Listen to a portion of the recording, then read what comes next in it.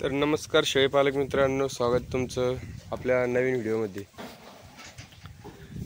तर आपल्याला समोर दिसत आहे ते आपल्या आफ्रिकन बोर शेळ्या। तर व्हिडिओ बनवण्याचा मुद्दा असा आहे की बऱ्याच जणांचे प्रश्न होते की आफ्रिकन बोर शेळ्या किती पिल्लाला जन्म देतात।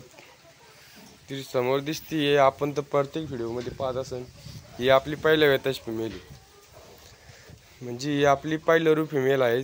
तर तिनं आता तिची डिलिव्हरी झाली, तर ती किती पिल्लाला तिने जन्म दिलेला आहे ते बघा।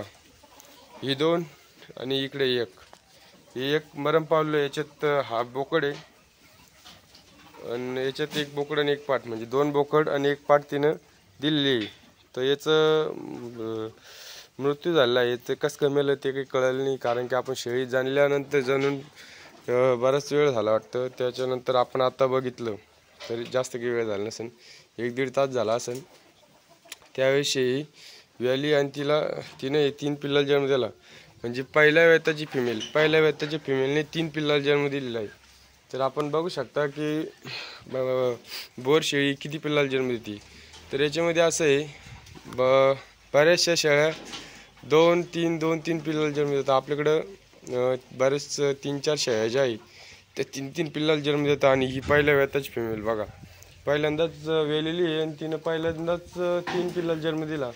म्हणजे एकदम असं बोरमध्ये काम करायसारखं या नवीन पालकांसाठी। कारण की पिल्ला इतर बिटल असो किंवा इतर दुसऱ्या शेळ्या असो, ते एक पिल्लाला जन्म देतात आणि या 2 पिल्लाला जन्म देतात। बरेच लोकांचं म्हणणे दूध पुरत नाही, 2 पिल्लाला दूध पुरतं आणि एका पिल्लाला आपण बाहेर दुसऱ्या शेळीला पाजू शकतो किंवा गाईच्या दुधाने बॉटल फीडिंग पण आपण करू शकतो। तर ही आपण आपल्या आता पूर्ण शेळ्या जनलेल्या आहे। ही एक शेळी गाभण होती, एक आता आपली व्हॅली, तिनं मस्त अशी 3 पिल्लाला जन्म दिलेला आहे। तर आपण बघू शकता की बोर शेळ्या किती पिल्लाला जन्म देतात ते आपल्या पुढे समोर जिवंत असं उदाहरण आहे। ती एक मेल, ती कसं काय मेल ते आपल्याला काही कळलं नाही, एखाद्या वेळेस असं होत असतं।